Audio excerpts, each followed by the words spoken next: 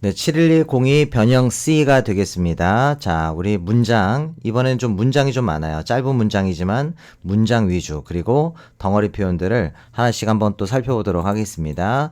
자, 처음 볼 표현은요. 자, 문장인데.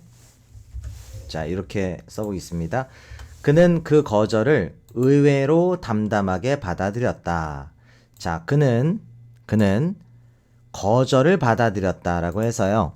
He took the rejection 이란 표현을 쓸 거예요. 그냥 쓰겠습니다. He took the rejection. 자, 거절을 받아들였다. 그리고 이제 의외로 담담하게 라고 이제 표현을 했는데 놀라울 정도로 잘, 그러니까 놀랍다라는 거는 예상하지 못했다라는 얘기가 되는 거잖아요. surprising에다가 ly를 붙여가지고요.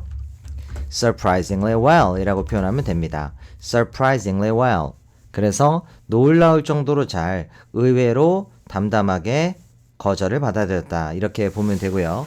자, 한번 읽어보겠습니다. He took the rejection surprisingly well.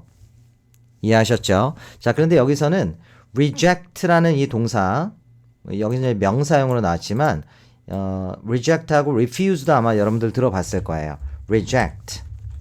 그 다음에 refuse. 도대체 어떻게 다른지 그 이야기를 좀 가볍게 하고 넘어가겠습니다. reject는 여러분 좀 이제 여러 가지 다른 상황에서 물론 쓸 수 있습니다만 일반적으로는 이렇게 생각하면 됩니다. 어떤 검토를 하거나 평가를 한 후에 좀 객관적인 느낌으로 검토나 평가 후에 객관적인 느낌으로 거절을 하는 거예요. 객관적으로 봐서 거절을 한다. 이런 느낌이 좀 있고요. 내지는 좀 이제 어떤 개인적인 부탁이나 이런 부분에 있어서 거절을 한다라고 할 때는 굉장히 좀 냉담한 느낌, 그러니까 냉정하게 잘 안 써지네요. 냉정하게 거절을 한다라고 할 때 보통 쓰는 게 reject라고 생각하시면 됩니다. refuse는요, 조금 더 일상적으로 쓰는 표현이라고 생각하시면 되고, 일상적으로 쓰는 건데, 어떤 의지를 담아서 좀 더 주관적인 느낌이 있다라고 볼 수도 있겠죠. 의지를 가지고 의지가 좀 표현이 되니까 주관적인 느낌으로 거절을 한다. 이 정도로 생각하시면 되고요. 자, 하나 더 쓰자면 decline이란 동사도 있습니다, 여러분. decline은 딱 이렇게만 알면 돼요, 여러분들. 정중하게 거절하다예요. 정중하게 거절하다. 굉장히 부드럽게 정중하게 거절하다. 이런 느낌으로 기억하면 됩니다. 다시 한번 정리를 좀 해볼게요. reject는 여기서 이제 reject가 사실은 이 던지다에서 온 거거든요. 어원 자체가 던지다라는 의미가 있어요. 그만큼 좀 냉정한 느낌이 있다. 이렇게 기억을 하시고, 아니면 기본적으로 전체적으로 다 검토를 해보고 평가를 해본 다음에 던지듯이 거절을 하는 거죠. 뭔가 배척한다는 느낌으로 객관적으로 거절을 하다 할 때 reject를 쓴다라고 생각해 주시고, refuse는 좀 더 일상적으로 많이 쓰는 본인의 어떤 선택이나 선택에 따라서 조금 어떤 의지를 가지고 거절을 하다라고 할 때는 refuse를 쓴다. decline은 딱 정확하게 정중하게 거절하다. 그런 느낌이라고 생각해 주시면 되겠습니다. 이해하셨죠?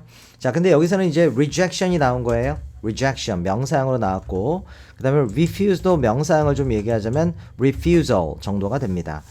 자, 갑자기 좀 생각이 났는데 여러분들 꼭 하나 rejection이 들어간 표현 하나 꼭 알아뒀으면 하는 게 있는데요. 바로 fear of rejection 이라는 표현입니다. fear of rejection이 말 그대로 거절에 대한 두려움이에요. 우리말로 치면 거절에 대한 두려움은 누구나 어느 정도 가지고 있잖아요. 그죠? 그것을 영어로는 fear of rejection 이라고 표현한다. 이거야말로 collocations라고 볼 수 있겠죠? 덩어리 표현. 같이 함께 쓰는 덩어리 표현을 우리가 collocations라고 표현한다라고 했습니다. fear of rejection 이란 표현도 같이 알아두면 좋을 것 같습니다. 다시 한번 아까 우리 영어 문장 다시 한번 가져와서 한번 읽고 그 다음으로 넘어가도록 할게요. 자, 이거였습니다. He took the rejection surprisingly well. 그는 그 거절을 놀라울 정도로 잘, 즉 의외로 담담하게 받아들였다. 라고 하는 부분이었습니다. 자, 이제 두 번째로 넘어가서요. 이거는 굉장히 짧은 표현이니까 금방 얘기하고 넘어갈 수 있을 것 같은데, 자, 늦은 제출입니다. 늦은 제출. 자, 우리 제출하다가 영어로는 submit. 요거 이제 명사형이 나올 거고요. 앞에 늦은이라는 의미로 late. 그 다음에 submit의 명사형입니다. submission이 되겠습니다. late submission. 늦은 제출. 뭐 문맥에 따라서는 약간 다른 의미가 될 수도 있지만, 자, 늦은 제출을 late submission이라고 표현할 수 있다. 됐죠, 여러분? 자, 그 다음은 자, expedition이라는 단어 기억합니까, 여러분? expedition, 탐험이나 탐험대입니다. 탐험이라는 의미도 있어요. expedition 자체에. 아니면 그 탐험을 하는 사람들이나 조직을 얘기할 때는 탐험대라고 표현할 텐데, 그때도 expedition이란 단어를 그대로 씁니다. 그래서 탐험대는 the expedition. 자, 문장을 가져올게요. 출발했다라고 해서, 자, 같이 알아둡시다. set out. 조금 자리가 부족하니까 이거는 다음 줄로 넘길게요. The expedition set out early in the morning 이라고 표현합니다. 좀 땡길까요, 그냥? 자, the expedition set out early in the morning. s를 붙이지 않았죠? 주어가 3인칭 단수임에도 불구하고 s를 붙이지 않은 것은 과거 시제이기 때문에 그런 겁니다. 그래서 탐험대가 set out, 출발했다. early in the morning, 아침 일찍. 이렇게 문장을 이해하면 되겠네요. 자, 기억을 잘 해주시고 그 다음에 다음 편으로 넘어갑니다. 자, 이번에는 자, 누군가의 감정을 거의 드러내지 않는다.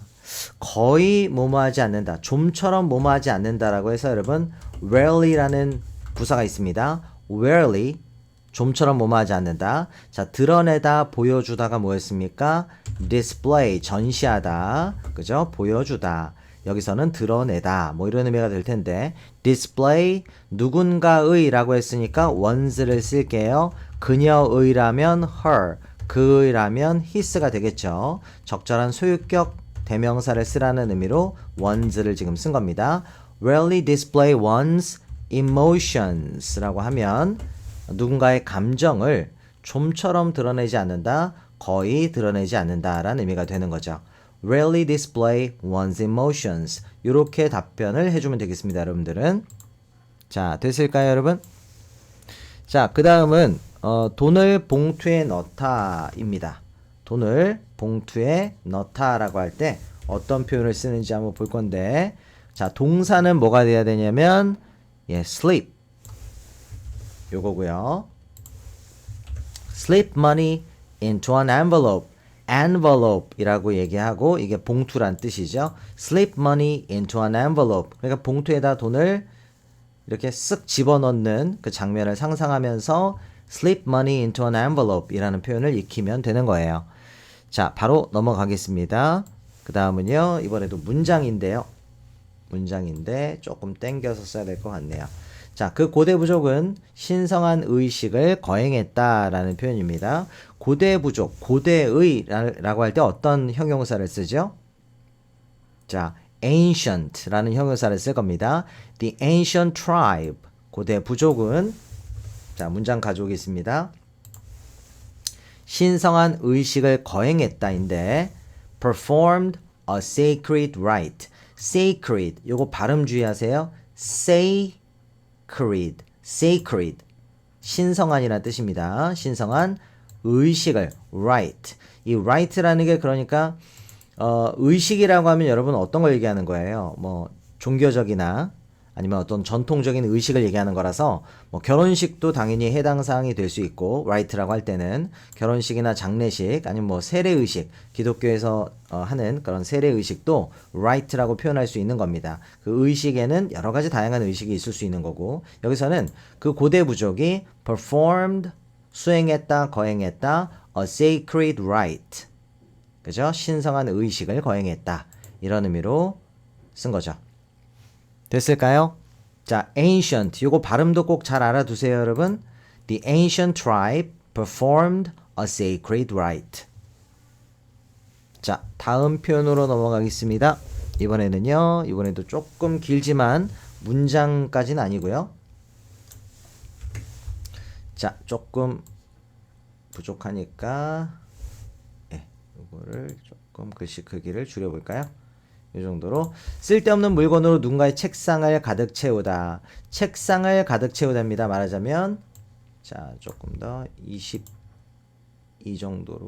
정도로. 자, 쓸데없는 물건으로 누군가의 책상을 가득 채우다. 가득 채우다라고 할 때 여러분 붐비게 하다 crowd를 쓸 거고요. crowd. one's desk. 누군가의 책상을 붐비게 하다, 가득 채우다 with 필요 없는 unnecessary. 철자 주의해야 되겠죠? unnecessary. 이렇게 써요. unnecessary. 그러니까 여러분들 숙제할 때 항상 이 철자를 써봐야 되는 거예요. unnecessary. 그죠? 반복해서 써봐야 철자가 안 헷갈리니까 unnecessary items라고 표현하면 되겠습니다. 그래서 필요 없는 쓸데없는 물건들로 책상을 이렇게 붐비게 하다 가득 채우다. 예, 이런 의미로 알아두시면 되겠습니다. crowd one's desk with unnecessary items. 됐죠? 자, 그 다음은요. 자, 그대로 가져와서 자, 가까스로 경주를 완주하다. 글씨 크기를 다시 한 22 정도, 24? 예, 이렇게 조절을 했습니다. 가까스로 뭐뭐하다, 겨우 해내다라고 할 때 manage to 부정사를 써요. manage to 자체가 가까스로 무엇을 해내다라는 의미가 되니까 manage to finish the race라고 표현하면 되겠네요. 자, 경주를 가까스로 끝내다. 가까스로 경주 끝내는 것을 해냈다. 그래서 가까스로 경주를 완주하다 manage to finish the race라고 표현하면 되겠습니다. 자, 그 다음은 다시 또 문장인데요. 자, 이겁니다. 그 실험은 그의 이론을 명확히 입증한다. 요거고요. 자, 요것도 그냥 이번에는 그냥 또 타이핑을 그냥 치겠습니다. 그 실험은 좀 길어질 것 같아요. 미안합니다. expedition이라고 할 뻔했어요. The experiment 이게 실험이에요. 실험이 demonstrates 자, 입증하다 his theory 그의 이론을 theory 이렇게 쓰겠죠. clearly 마지막에 분명하게 이렇게 명확히 그의 이론을 입증한다. 이렇게 표현을 해봤는데 이 demonstrate라는 단어가 여러분 어떤 의미냐면 이렇게 생각하면 돼요. demonstrate는 말로만 보여주는 게 아니라 행동이나 증거로 보여주다. 이렇게 기억하는 게 좋겠네요. 잠깐만요. 요거를 지우고 demonstrate는 말로 보여주는 게 아니라 행동으로 보여주는 거고요. 아니면 증거로 보여주는 거예요.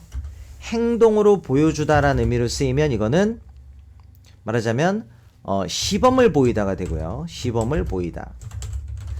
증거로서 보여주는 거라면 지금 우리가 입증하다라고 했죠. 예, 입증하다 정도가 된다.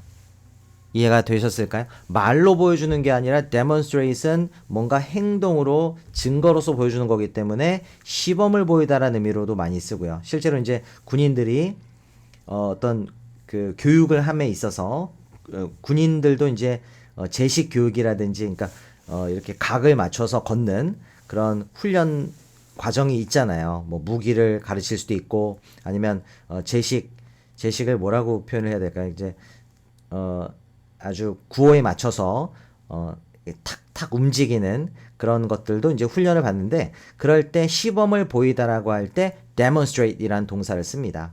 시범을 보이다 또 여기서는 입증하다라는 의미로 쓰인 거예요. The experiment demonstrates his theory clearly. 됐죠? 자, 그 다음으로 넘어가겠습니다. 이번에는 글씨 크기가 갑자기 작아졌네요. 다시 한번 맞춰보겠습니다. 이 정도로 작은 실패에 좌절하지 말아라. 작은 실패에 좌절하지 마라. Don't let 이것도 타이핑을 치겠습니다. Don't let small failures 작은 실패가 너를 frustrate 하게 하지 말아라 이거든요. frustrate you 이겁니다. frustrate는 여러분 좌절시키다 답답하게 하다예요. 작은 실패들이 너를 답답하게 하도록 내버려 두지 말아라. let은 여러분 사역동사라고 하죠. 사역동사 목적어 다음에 동사 원형을 쓰고 지금 동사 원형을 쓴 겁니다. 얘는 목적어로 나온 거고요. 그런 목적어이긴 하지만 주어처럼 해석할 수 있죠. 이 작은 실패들이 너를 답답하게 혹은 좌절하게 하는 것을 내버려 두지 말아라. 이렇게 이해하시면 되겠습니다. let 목적어 다음에는 동사 원형을 쓰는 거니까요. 그래서 작은 실패가 너를 좌절시키도록 하지 마. 즉 작은 실패에 좌절하지 말아라. 이렇게 자연스럽게 번역을 한 거죠. 자, 마지막 문장입니다.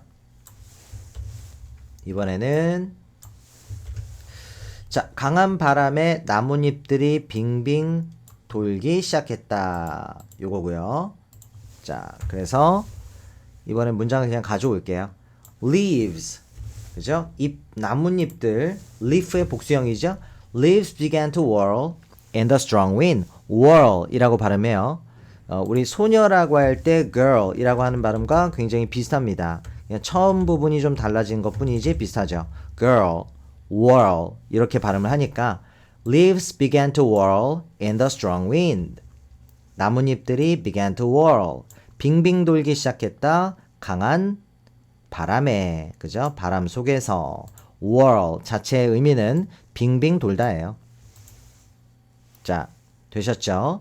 자, 오늘 여기까지 쭉 한번 선생님이랑 내용을 살펴봤고 아까 뭐 어감에 대한 이야기 reject, refuse, decline 어떤 차이가 있는지 이야기를 좀 했는데 그런 부분도 사실은 이해를 하려고 노력하기보다는 많은 문장을 보면서 자연스럽게 익히거나 느낄 수 있는 부분이긴 하지만 그래도 먼저 좀 설명을 들어보고 아 그런 차이가 있구나 라고 생각하면서 또 예문을 앞으로 접해 나가는 것도 분명히 도움이 됩니다. 선생님도 그런 식으로 배웠고 또 경험을 통해서 익숙해진 거거든요.